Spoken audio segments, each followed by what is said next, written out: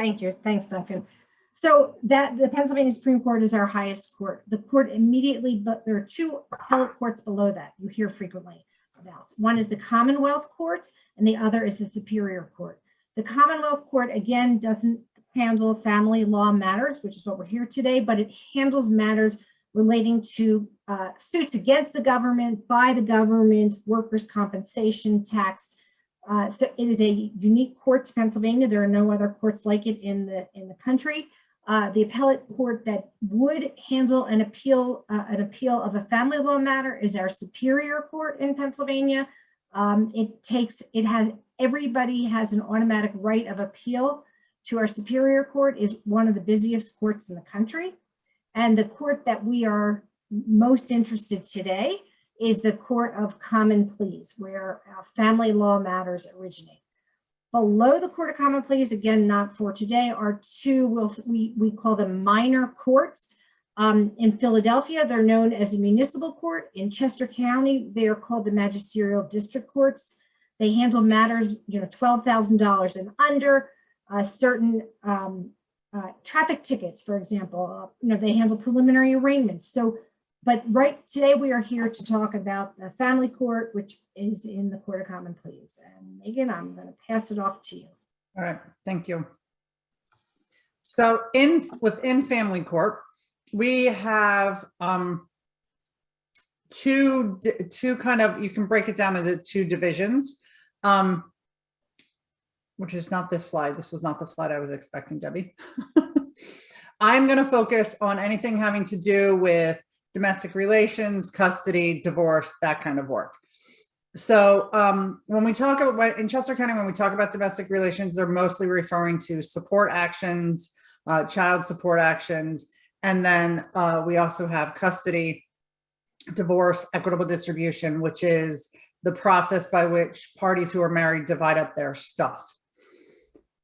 So in family court, as the slide says, we're responsible for divorce, equitable distribution, custody, protection from abuse, which we are not really going to talk about today, and support, which child support and spousal support goes to the domestic relations office. Another area of family court is juvenile court, which deals with dependency and delinquency matters involving children, youth, and family, and the juvenile probation office. We are not going to really touch on that much today. We're really going to focus on domestic relations and the family court issues. So this is some just information about Chester County that, as Debbie pointed out, that's not a picture of that's family court in Philadelphia County, not Chester County. Sorry about that. We don't have that picture, but the family court in Chester County is located at 201 West Market Street. They're open Monday through Friday, 8 to 5, and you'll see the information. Here's some phone numbers in case you need to reach out to them, because I mean, we have to call them too to find out information about scheduling or if something got filed. They do have forms. Their website is quite helpful, and their website is listed there. There are forms that you can get onto if you're looking to complete a custody complaint, for example, or a support complaint. You also are able to do that in person at family court. And the individuals who work there are very helpful in getting those, assisting you in filing pro se with anything related to custody and support. Divorce is a different animal, but custody and support, there is definitely help available at the courthouse if you are looking to file. So these are the topics we're going to talk about. We'll focus mostly on the first three. If we have time, we'll talk a little bit about dependency court, which is the last one. So we can start with divorce, and we'll talk about spousal support as well. So in Pennsylvania, we have two kinds of divorce. There's a fault-based divorce and no fault-based divorce. The fault-based divorce is what you would typically think of in terms of someone had adultery, someone's incarcerated. It's just a title. The only impact of going for fault versus no fault in terms of the paperwork itself, there's a little tiny line on the divorce decree that says what the code section is that the divorce was entered. Otherwise, there's not really any reason to proceed for fault over no fault because it's way more expensive, it's way more time consuming, and it's actually not really the public policy of Pennsylvania. We really prefer, in Pennsylvania, we really prefer to proceed under no fault divorce rather than a fault divorce. To get a fault divorce requires extra pleadings, it requires an extra hearing, and it's way more time consuming. Here are some grounds for fault divorce, but as I said, in the 22 years that I've been doing this, I have never filed for divorce under fault grounds. There is no benefit to do so, even when you talk about the economic issues. And as I said, it's just more time consuming and more paper and more expensive. So there are, under no fault divorces, there are two grounds for a no fault divorce. One is this option called 3301C. That is a mutual consent divorce. That is when both parties agree that they want to be divorced. And in that circumstance, someone would file for divorce, and 90 days after the other party gets a copy of it, both parties sign a paper. They each sign a notice, an affidavit that says they consent to be divorced. There's a reason for them to be divorced. And upon signing that paperwork, if there are no economic issues, they can file the final request for the court asking for a divorce decree to be entered. So a divorce decree can be entered relatively quickly if there are no economic issues and if the parties agree. So both parties would sign the affidavit of consent. They can also sign a piece of paper that waives an additional waiting period, and they file what's called a precipice to transmit, requesting the court enter the final decree. And that can be done depending on how backed up the judges are. You could be divorced within 4 months of the date of the filing of the divorce complaint if there are no economic issues and all the parties, and the two parties agree. Debbie. The other no fault ground is under Code Section 3301D. And under this section, only one party really, both parties don't have to agree. What has to happen is the parties have to have been separated for a year. It used to be 2 years, but since 2016, it's now 1 year. So as long as the parties have been separated for a year, one party can sign an affidavit saying, we are already separated for a year. And then that affidavit has to be served on the other party. That can be done simultaneously with the filing and service of the divorce complaint.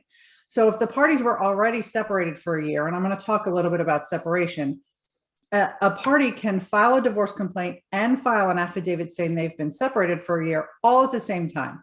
It can be served on the other party. And if there's no economic issues, after a waiting period, waiting for both the 3301D and then another waiting period for the precipice to transmit. So in about 40 days from the time that they serve them, they can file a request for a divorce, and a court can get them divorced. So you can hear by me saying, oh, there's a waiting period for this, there's a waiting period for that. It can be difficult to get divorced without an attorney. There's a lot of filing specifications that are required. You have to know what you can file when. You have to know that, for example, you have to the affidavit of service has to be filed within 30 days of being signed. You have to know that if the parties don't agree, there's a 20-day waiting period for the precipice to transmit. So it is very difficult to get divorced without having an attorney or someone kind of walking you through it. Support and custody are much easier to do pro se. And as I said, the court helps. There's not a lot of help out there for getting a divorce without, can you go back, Debbie? For getting a divorce without having the assistance of either an attorney or a paralegal or someone who knows what they're doing. The other thing you have to be careful of with a divorce is you have to be careful if there are any economic issues and you push through the divorce and you don't address those economic issues, it's too late once the divorce decree is entered. So you really have to be careful and consult with someone to make sure you're not giving up any rights by pushing through the divorce. But I want to back up because I said I'd talk about this. So date of separation is important in Pennsylvania for two reasons. One, I already mentioned to you, and that is establishing what the 1 year separation. Parties can be separated and living in the same home. The standard for separation is, are you holding yourself out as being separated? Are you holding yourself as not being married anymore? So it's totally possible that you were in the same house, You are sleeping in different bedrooms. You have basically gone on with your lives separately. And so you can be separated and living in the same home. And we see that a lot. It's very expensive to maintain two households. So a lot of people, as they're working through their divorce and trying to figure out how they're going to split everything up, do continue to remain in the same home. So that 1 year period can start to run before anyone leaves the house. It's also important for economic reasons.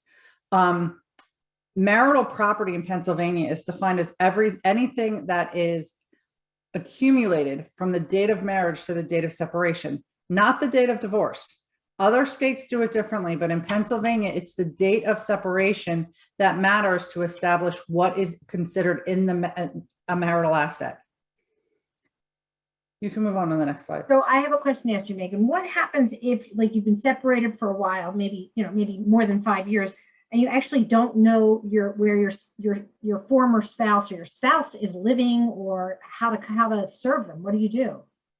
Well, so the first thing we do is if the person really has no idea, there is a way that you can ask the post office. There's a form that you can fill out, that you can ask the post office for a last known address, and you can try to get information from them for a last known address. There are also ways to search online to see if you can find someone. So if we can find a last known address, service can be made by certified mail. It can be made in person. So we'll try to serve by certified mail. If that doesn't work, there is a process by which you can ask the court for what's called alternate service.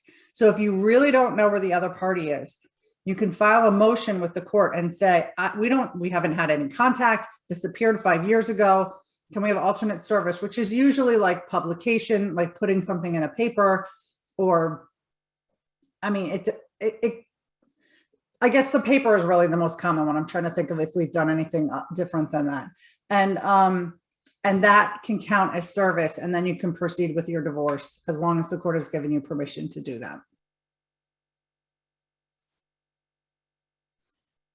So when we talk about economic issues, as I said, the economic issues have to be resolved before the divorce is entered, before the divorce decree is actually entered, or you lose all rights.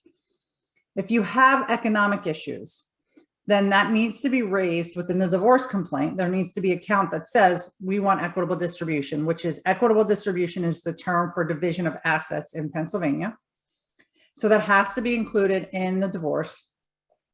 And then after, you either have signed, both parties have signed the affidavit of consent, or one party has signed the affidavit saying that they're separated for a year, you can request the court schedule a hearing to decide the division of the assets.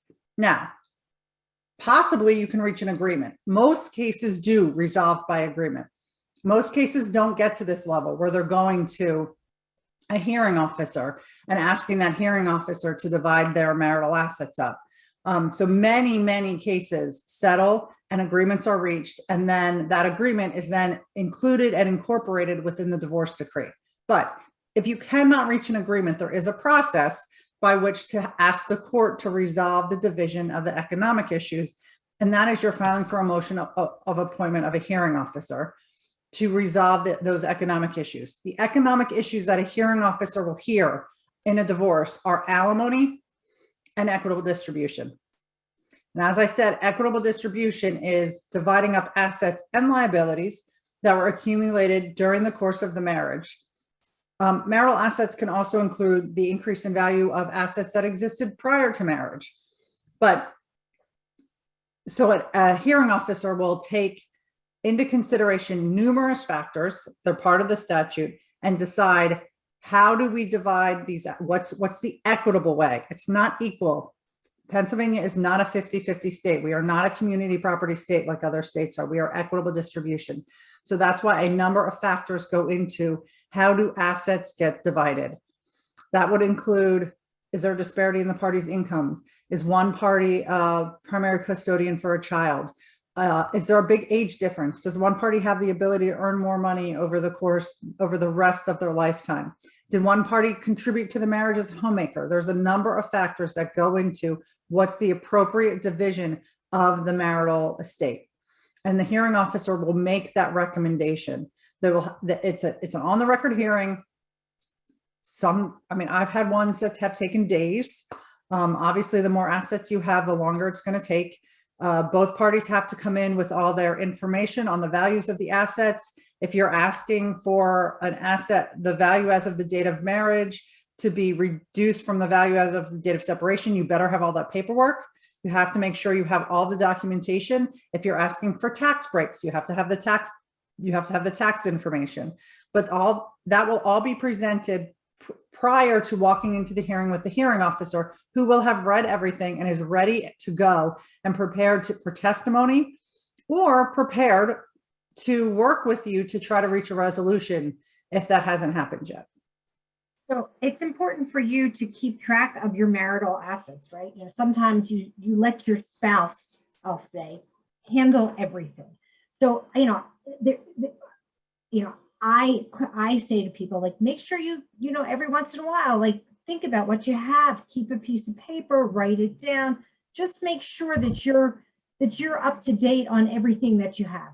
Sometimes things slip through. Sometimes, a bank account you may forget about because it's been dormant, but there could be some money in there. So it's important for you to keep those things in mind. Yeah, it is very important. And I know in a lot of relationships, there is one party that tends to take care of all the bills and know all the financial aspects. And in my household, it's me. I know in a lot of households, the gender dynamic is it's usually the husband. But it is extremely important to know what's going on. It's also very important that you have access, that the online account numbers and the online passwords. It's always heartbreaking to me when I have someone come into my office and they've been locked out of they don't know anything. They don't know the online access, and they don't have any money. They don't have any separate accounts. They don't have any access to anything.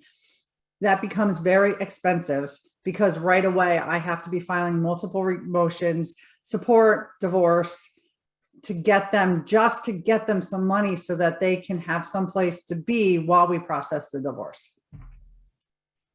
I can't emphasize that enough, right? You just have to make sure that you know your passwords. You have your own separate email accounts, right? I mean, these things are very important because a lot of information now is transmitted online.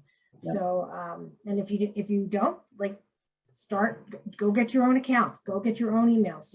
It's easy enough to do, but it's something that's important. Okay. Yeah. Okay. So another financial aspect of that could be part of a divorce or not part of a divorce is support. There's a number of types of support. We have child support and we have support of a spouse. So support of a spouse can be involved with a divorce. So alimony pendente lite can only be requested if there's a divorce. Alimony pendente lite is the request for support of a spouse during the pendency of a divorce litigation. So in order to get APL, the divorce complaint already has to be filed. Alimony is the support that's granted post-divorce. So either by agreement or because the hearing officer determined that a spouse needs to continue to be supported, that's when alimony comes into play. Spousal support, however, is available to spouses even if a divorce has not yet been filed. So in Pennsylvania, there's law that spouses have an obligation to support their spouses. And so if someone is not being supported adequately, you can file for spousal support, for financial support, even if you have not filed for divorce yet. And so the terms are: the higher earning spouse is called the obligor, and the lower earning spouse is the obligee. And those terms we use in child support and spousal support. So the obligor is the payor, and the obligee is the one that's receiving the money. Megan, again, where do you file this, right? What if you didn't have a lawyer, and because maybe you haven't filed for divorce, you're not 100% sure, I would like to say. So where do you file for this, and can you do something like this on your own?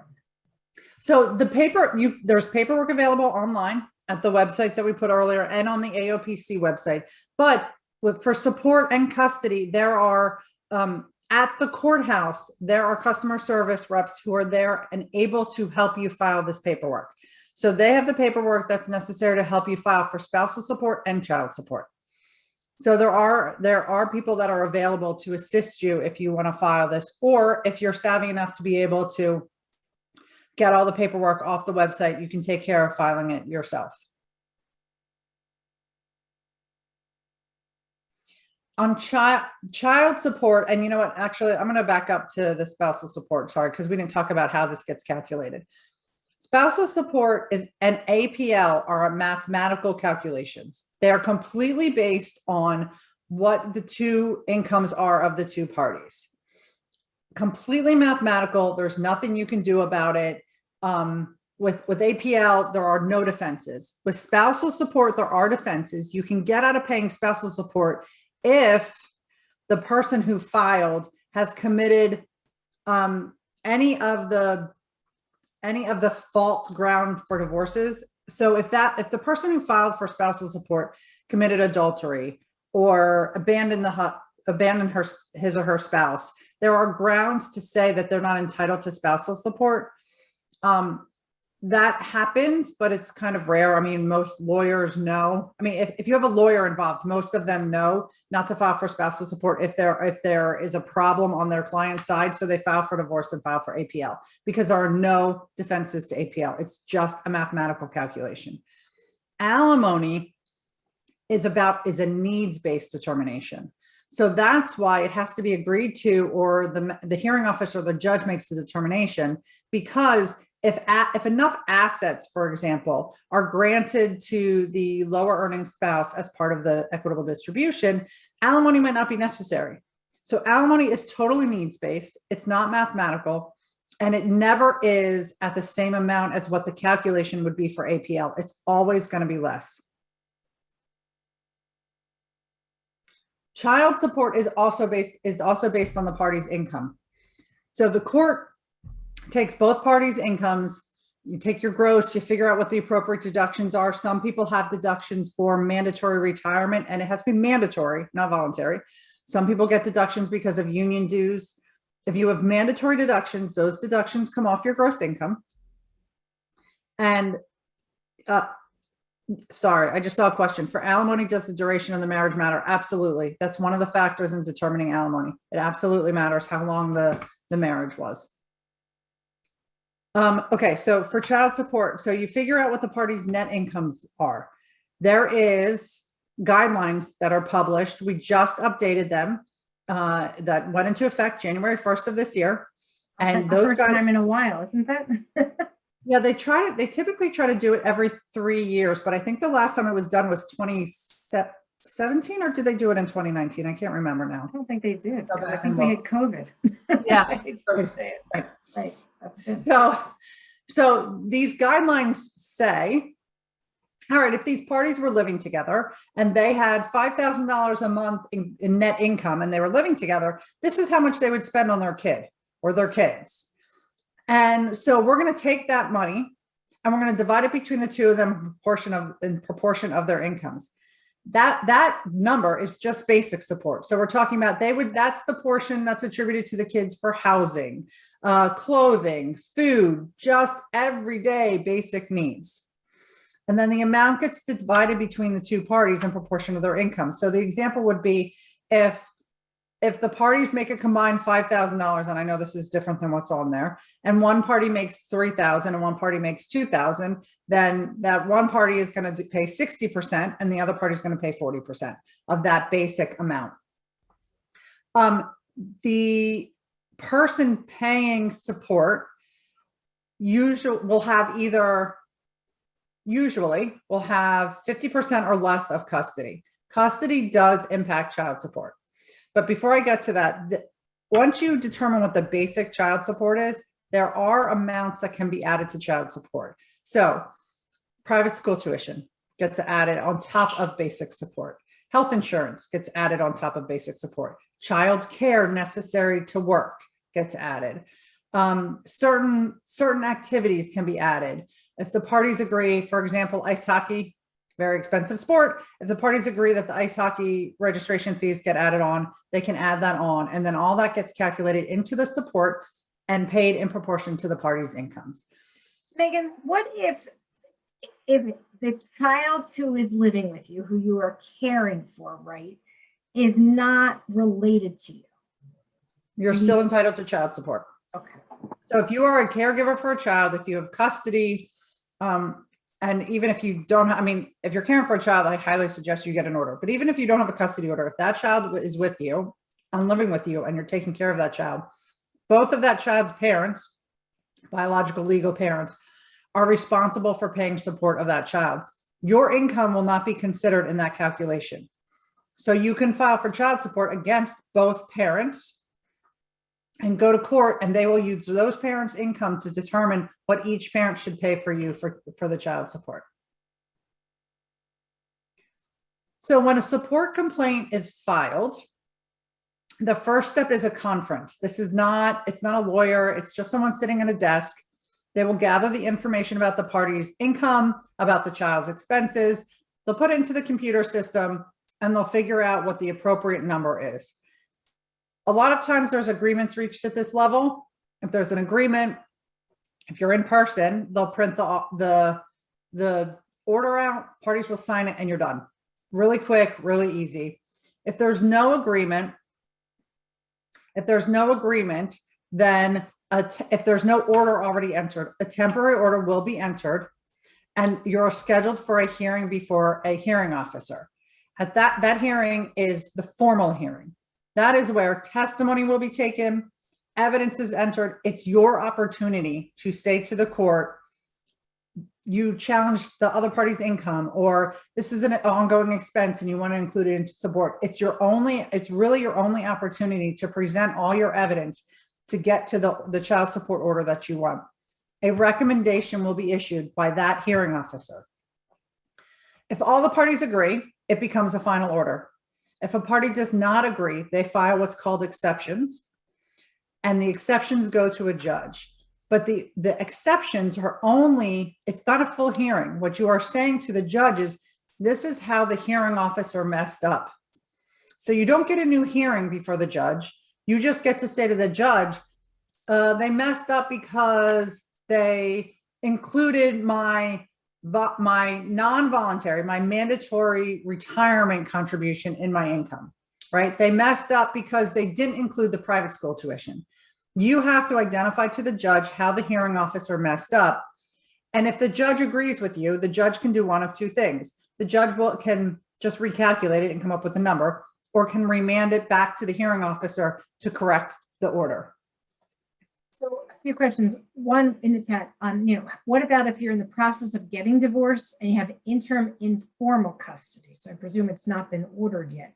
Like, can the person get child support? Yes. Right. Yes. You don't need a child support order. You don't need a child custody order to get child support.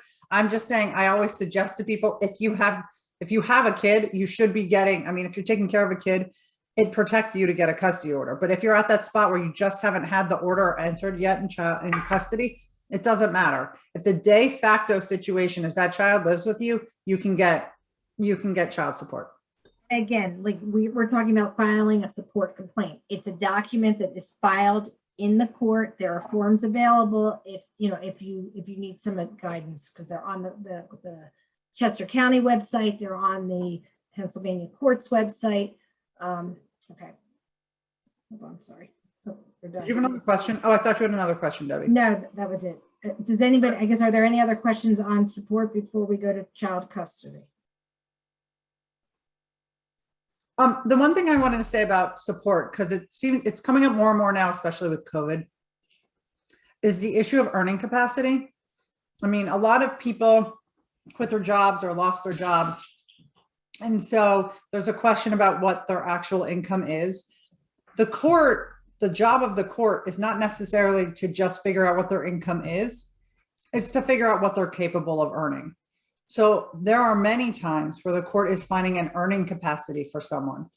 So if someone has a degree in computer science, let's say, and could be making $100,000, but they're choosing instead to work at Starbucks and make $25,000, they're going to hold that person to $100,000 and they're going to enter a custody order based on that earning capacity. And you can understand that with COVID, with people choosing not to return to certain jobs, this has become an issue. So it's certainly something I'm dealing with more and more in my practice. There's another question. Do grandparents have rights for custody or visitation? Yes, and we can talk about that. All right, custody. So legal custody is the right to make major decisions: education, religious, medical. There are two types of legal custody. One person either has sole legal custody, where they make all the decisions, or the parties share it. And so that's when they have to make these major decisions together. And these are major decisions. We're not talking about day-to-day decisions. Those day-to-day decisions are made by the person who has custody, physical custody of the child at the time. We are talking major decisions. Where does the child go to school? What religion is the child raised? Does the child go to Hebrew school? Should the child be vaccinated? That is a really popular legal question right now. That's legal custody. Physical custody is where is the child supposed to be at any given time. And in Pennsylvania, we really do that based on overnights. We determine if someone has primary or partial custody based on overnights.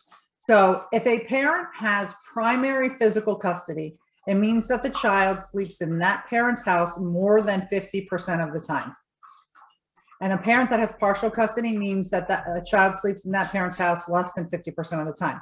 So less than 182 days, 182 nights out of the entire year.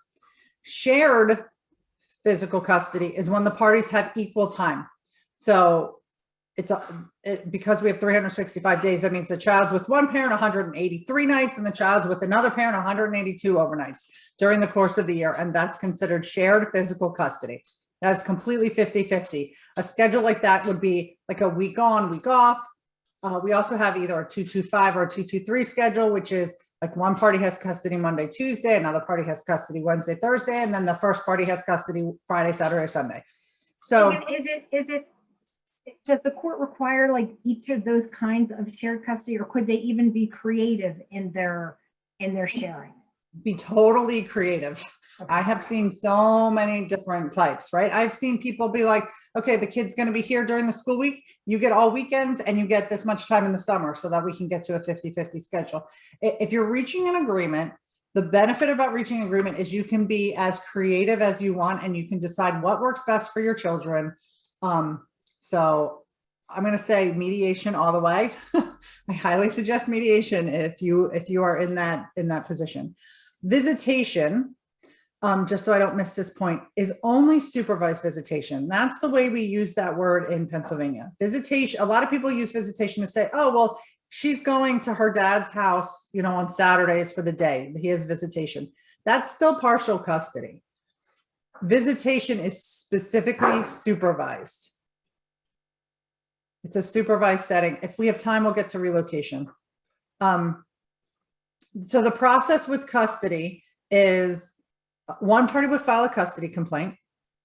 The first step is that, oh, we did not correct these slides, is that the party goes to a hearing officer for custody. Now, it matters what the request is.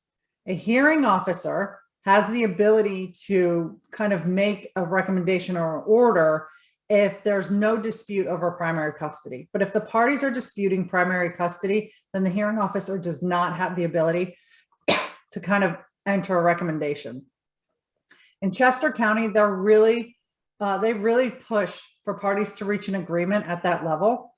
So it's quite possible that you're back in front of the hearing officer multiple times because the hearing officers really want to resolve the case and they really want to do it where the parties reach an agreement. So they're really pushing for that. If you can't reach an agreement, they will hold a hearing. That's if primary custody is not an issue. They will hold a hearing and they will issue a recommendation, but they really feel strongly about trying to get people to reach agreements and to settle. If they issue a recommendation, go ahead. Sorry, when they hold a hearing, do they listen to the child? It depends on the child's age. So A child, first of all, has to be competent to testify. So has to understand the difference between a truth and a lie, has to be able to articulate themselves in a way that is reasonable for their age. And then the older the child is, the more likely a judge will talk to the child. You know, it's really hard. A lot of judges and hearing officers feel very uncomfortable talking to kids at the age of 4, 5, or 6. I mean, they're competent, but they're young. So, I know a lot of hearing officers and judges, judges will try not to talk to kids when they're that young. And then certainly as a child gets older, the weight of what they say becomes more important.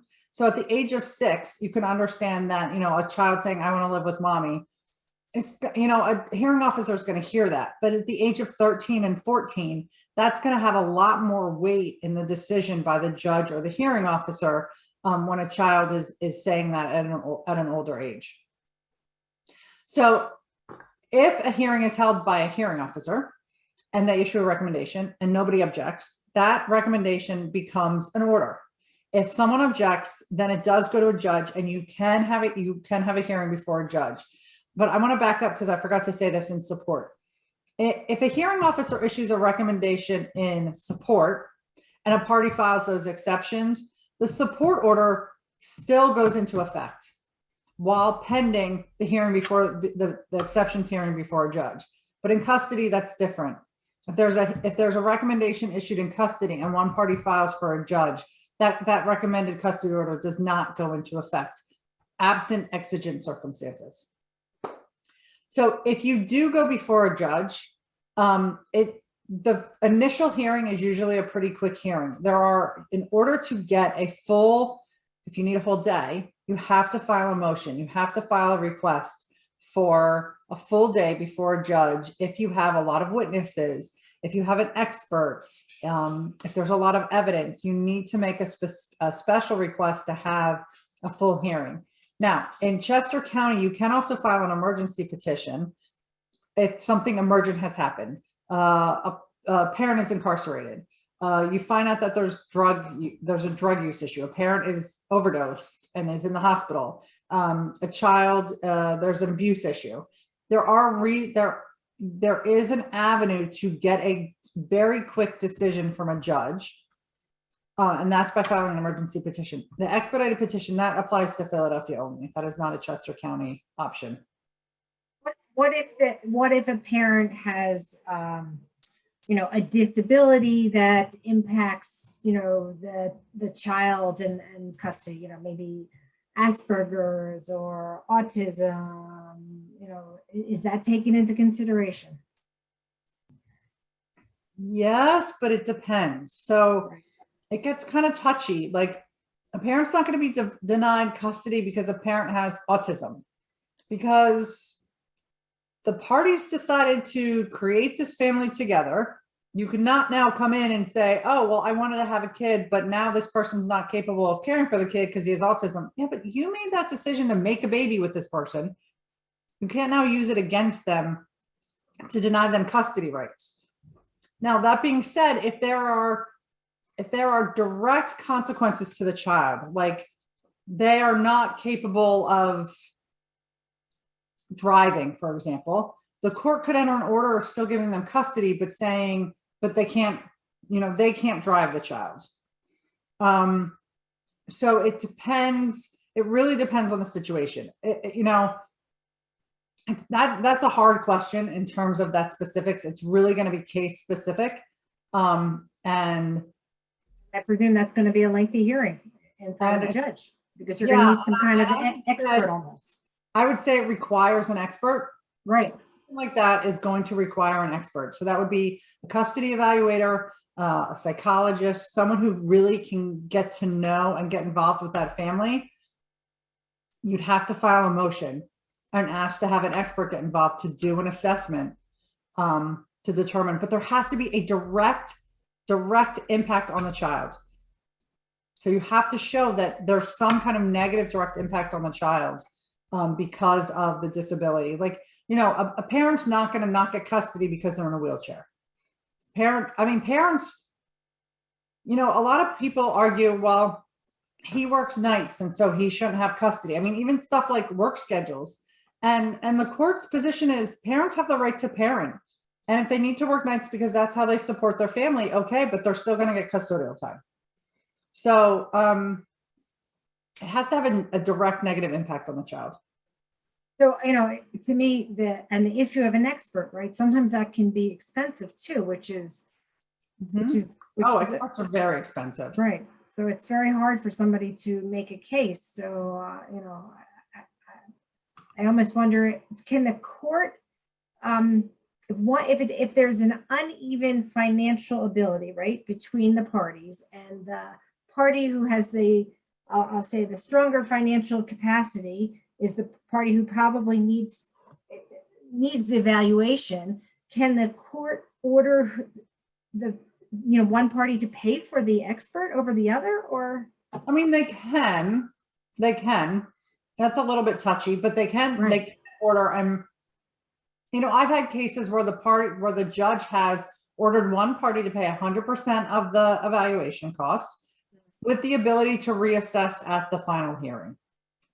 So what that does is it allows the judge to make sure the evaluation happens. But for example, if the evaluation comes back that there's absolutely no problem and it really was a waste of money, the judge can then say to the other party, this was completely unnecessary and you shouldn't have asked for it. Now you're responsible for paying back the other party for the cost of this evaluation. So it's possible that a judge can order someone to pay for that. There are 18 factors that judges and hearing officers have to consider, and a judge absolutely, by case law, has to address each of these factors in his or her opinion. So it needs to be either on the record or in writing, a judge's decision for all 18 of these factors. I'm not going to go through them all, but here's the first 9, and the next slide shows the rest of them. And by the way, there's some PowerPoints available on the PMC website. So you can always go back and look at it. Someone asked about, okay, so is domestic violence abuse just physical? No, it's not. Domestic violence is obviously not just physical. It can include verbal and emotional. It's harder to prove those, and it's harder to prove financial. And it depends a lot on how educated the judge is. Some judges are very knowledgeable about domestic violence, about trauma, and about the impact of that on parents. And some judges just don't understand. So that does become. I was just going to say, there was recently elected a judge to Chester County, whose name right now is completely escaping me, who was a family court lawyer and a hearing officer, a woman. Megan, I'm trying. I'll think of it as we go along. I'm trying to think who it was. Okay. And so if they have experience, if they've worked with victims of domestic violence, if they've taken trainings, if they've been involved in cases, they're going to understand how it works. But it is, it's a factor. If you go back to the last screen, number 2, that is absolutely about domestic violence, and they have to consider domestic violence. But for some judges who just don't have that experience or haven't had those cases, it's harder for them to understand the emotional and the verbal abuse than it is physical. I mean, physical. Megan, with these 18 factors, are you listing them as they have a prioritization, or they're just 18 factors and none weigh more than the other? Right. It's just a prioritization. So what happens? So when we talked about, for example, the preference of the child, which is number 7, right? When a child is 6, number 7 is going to have less weight. When a child's 14, number 7 is going to have more weight. And so that's why, as a judge has to put this information on the record, they need to identify which factors they found that they gave greater weight to. Factor number 1, though, does happen to be a very important factor. I mean, that is, courts absolutely will look at the behavior of the parties and whether they have encouraged relationships between the child and the other party. That always ends up being an important factor. I'll just put that out there. I want to ask one other question. Like, the judge will decide custody, but could custody be revised during the child's life term? Custody and child support and custody are always modifiable. Always. Support's modifiable about a change in circumstance. So somebody's making more money, making less money. The child now has a new expense, going to public school, whatever it is. Custody is modifiable anytime. You do not have to show a change in circumstance. So you can could have a custody order for a year and decide that it's just not working for your kid, and you can file a petition to modify. Somebody asked about relocation earlier. Relocation, so we have a whole relocation statute, provisions in our statute about relocation. So relocation is when one party wants to move to a location where it might frustrate the custody order. Now, that's how I phrase it. There is a lot of discussion over what relocation really is. So, for example, for people who live in Philly, to go across the bridge and live in Cherry Hill is sometimes closer than to live in South Philly versus Northeast Philly, right? I can get to Cherry Hill faster from South Philly than I can get to Northeast Philly from South Philly. So for some people, Cherry Hill from Philadelphia is not considered a relocation because you can still exercise the same custody order. It's a relocation if you want to change the child's school, because you can't do that because that's a legal custody question, or if you can no longer operate under the current custody order. If you move to a location so that you can't do these exchanges anymore, you can't follow the order anymore. That's how my clients understand what a relocation is. And if you're relocating, there's a statute that you have to follow where you have to give notice. The other party could agree, but if the other party doesn't agree, you have to go to court. And the thing that's interesting about this statute is it doesn't matter if you have a custody order in effect. You, just by the nature of having a child with someone, are not allowed to relocate without permission of that party or court order, even if you don't have a custody order. You cannot take the child somewhere that frustrates that other person's custodial rights. Are there other questions I'm missing? So the question is on what each party does to parent the child. How do you make that determination? That's a case-by-case basis. Like, that is so specific. It's really hard for me to say. I mean, and it depends on the age of the child. Like, are we talking about an infant that we're talking about diapering and bathing and feeding? Do we have one parent staying at home? I mean, I'll tell you that I have had judges specifically say, well, the parties agreed that mom would stay home, but that doesn't mean that dad doesn't have custody rights. So I really can't get into specifics. If you want to have a conversation, we can have a conversation later. I'm happy to talk to you, but it's really very case specific. Okay.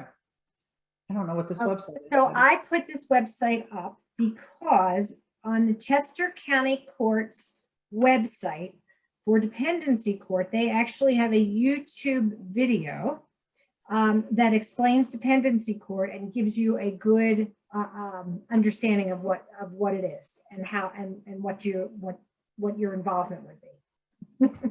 Thank you. So just quickly, so you guys understand what Dependency Court is. So Dependency Court is when a parent or caregiver is found to not be providing a minimum standard of care. So that's when we hear of children and youth getting involved.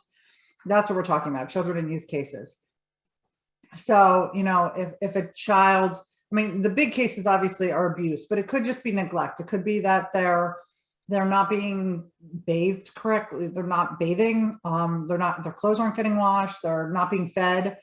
So when children and youth gets involved, then those cases typically end up in Dependency Court. And so what can happen to parents is they can end up losing their parental rights if it's determined by clear and convincing evidence that the child was dependent and they're unable to take care of them. Now, that being said, the number one goal under the statute is reunification. Children and youth is directed to try to reunify the parents with the children. And so they are directed to provide services to parents to help them get there. Meaning it could be helping them find housing, helping them find a job, helping them, giving them cooking classes, whatever it is. They are directed to provide those services to parents so that parents can be reunited with their children.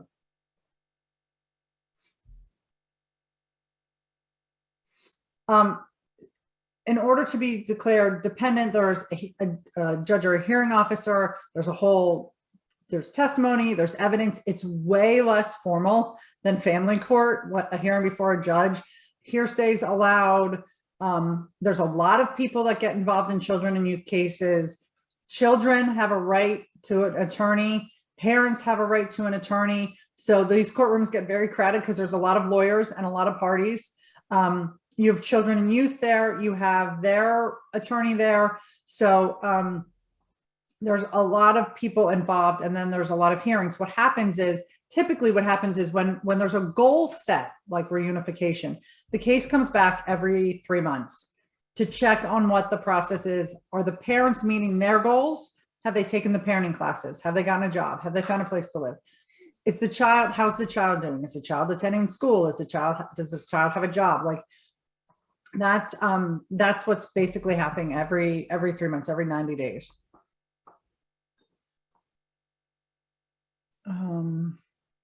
So if reunification is not possible, then, which is always the number one goal, then these are some of the other possible outcomes. There could be adoption. There could be what we call permanent legal custody, which is where someone takes care of the child, but not for adoption, but they become the permanent legal guardian. And they don't ever formally adopt the child, but they become their guardian. Children and youth, if they remove a child, they're supposed to first be looking for family members. So even a temporary placement is supposed to be first with a family member. If it looks like it's going to be more long-term placement, then their preference clearly is to do that with a family member.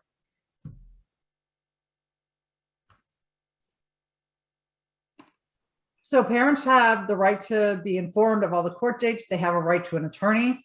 They have a right to introduce evidence and cross-examine, and a right to appeal. And the appeal of a judicial determination goes to, would go to the Supreme Court and Superior Court.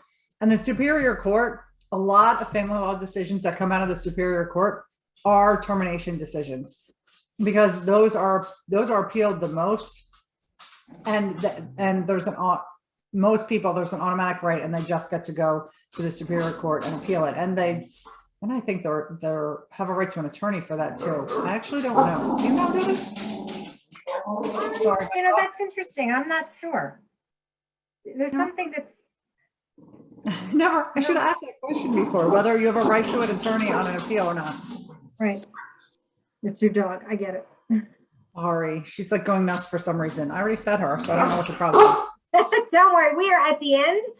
So, I mean, we've had a lot of questions, so I thank everybody who who gave us all these questions. But again, you know, if you have any questions, like, please let us know. You can, you can put your mic, open your mic, or, you know, afterwards, please reach out to us. You can find us at pmconline.org.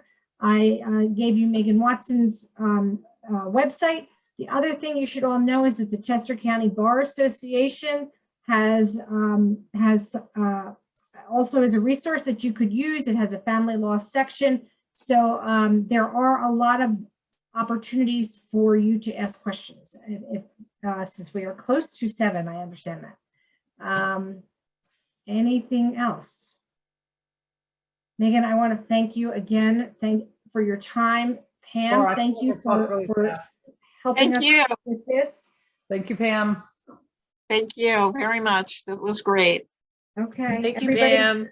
Have a great night. Thank you for attending. Appreciate it. And thank you all for